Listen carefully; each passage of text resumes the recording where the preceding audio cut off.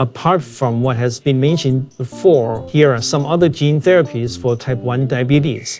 Gene therapies that modulate the immune system are also being developed for the treatment of type 1 diabetes. For instance, gene therapies that target T cells, which are involved in the destruction of insulin-producing cells, are currently being tested in preclinical studies.